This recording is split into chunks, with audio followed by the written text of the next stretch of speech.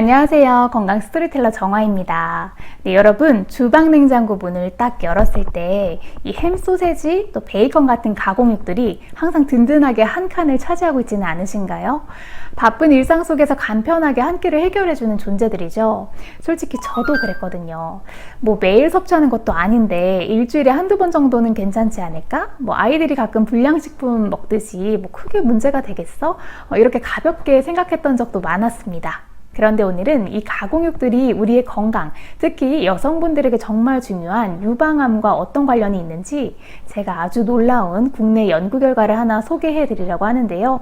듣다 보면 정말이야? 하고 깜짝 놀라실 수도 있으니까 지금부터 저와 함께 끝까지 주목해 주셨으면 좋겠습니다. 저도 처음에 이 소식을 접하고는 이렇게나? 하고 깜짝 놀랐는데요. 이번에 발표된 연구는 주 1회 가공육 섭취가 유방암 위험을 무려 57%나 높일 수 있다는 사실이 밝혀졌습니다. 이 충격적인 결과는 우리나라 연구진이 직접 밝혀낸 사실이니까 우리가 그냥 가볍게 지나칠 수는 없겠죠. 서울대학교 강대희 이효빈 교수님 연구팀과 한원식 교수님, 이정은 교수님 연구팀에서 진행한 아주 큰 규모의 도시 기반 코호트 연구, 이른바 헥사 연구 결과인데요. 이 헥사 연구라고 하는 건 한국인의 만성질환 발생 요인을 밝히기 위한 장기 추정 연구입니다. 특히 유전적, 환경적, 생활습관 요인이 질병에 미치는 영향을 분석을 하는 거죠. 2004년부터 2013년까지 40세에서 69세 여성 7만여 명을 무려 10년간 추적 관찰한 결과는 이렇습니다. 이 연구에서 주 1회 이상 가공육을 섭취한 여성분들의 유방암 발생 위험이 가공육을 전혀 섭취하지 않은 여성보다 무려 57%나 높았다고 합니다.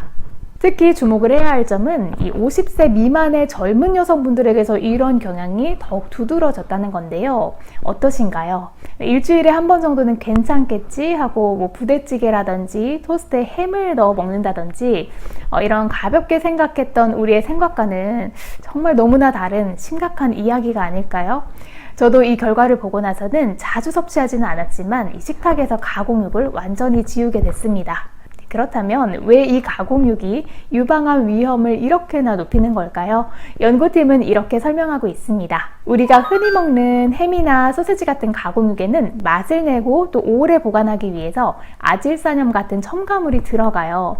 그런데 이 아질산염이 몸속에 들어오면 니트로사민이라는 암을 유발할 수 있는 물질로 바뀌게 되는데요. 추가로 이런 가공육을 불에 직접 굽거나 튀기는 등 높은 온도에서 조리를 하면 헤테로사이클릭 아민이나 다환 방향성 탄화수소라는 복잡한 이름의 물질들이 생기기도 합니다. 이 물질들도 우리 몸의 세포를 손상시켜서 종양이 생기게 할 수 있습니다. 특히 유방 조직처럼 호르몬과 지방과 결합 조직이 많고 이 세포 분열이 활발한 민감한 부위는 이런 유해 물질에 더 취약할 수 있어서 유방암의 위험이 높아질 수 있다는 연구 결과도 있습니다. 쉽게 말하면 가공육은 재료 자체도 문제지만 조리 방법까지 겹치면 위험이 더 커질 수 있다는 거죠. 그래서 가능하면 덜 가공된 고기나 굽기보다는 찌거나 삶는 방식이 더 안전하다고 볼 수 있는 거죠. 네, 이렇게 가공육 이야기만 들어도 좀 슬퍼지는데 여기 반전 드라마 같은 흥미로운 소식도 하나 있습니다. 같은 연구에서 소고기 섭취가 오히려 유방암 위험을 낮출 수도 있다는 놀라운 결과가 나온 건데요. 서양에서는 흔히 붉은 고기를 유방암의 위험인자로 보기도 하는데 우리나라의 연구 결과는 좀 다르다는 점이 굉장히 흥미롭습니다. 연구에 따르면 한 달에 2번 이상 소고기를 드시는 여성은 소고기를 전혀 드시지 않는 여성에 비해 유방암 발생률이 18%나 낮게 나타났다고 해요.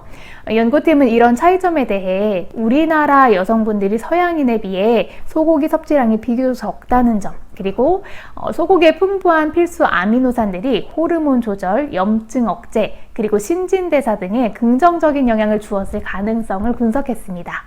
부족하지만 또 너무 넘치지도 않는 균형 잡힌 식단이 얼마나 중요한지 다시 한번 깨닫게 되는 대목이죠. 이번 연구를 통해서 우리는 다시 한번 식습관의 중요성을 마음속 깊이 새기게 되는 것 같아요.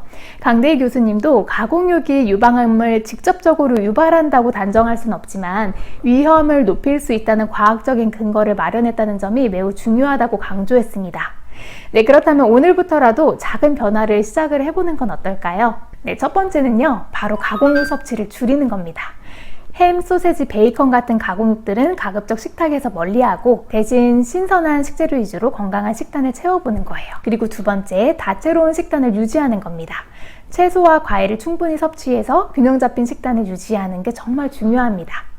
네, 마지막으로는 꾸준한 건강관리는 늘 강조해도 지나치지 않습니다. 네, 건강한 체중을 유지하고 규칙적인 운동을 하고 가능한 한 술을 멀리하는 것, 그리고 정기적인 검진을 통해서 우리 몸의 신호를 살피는 게 중요합니다.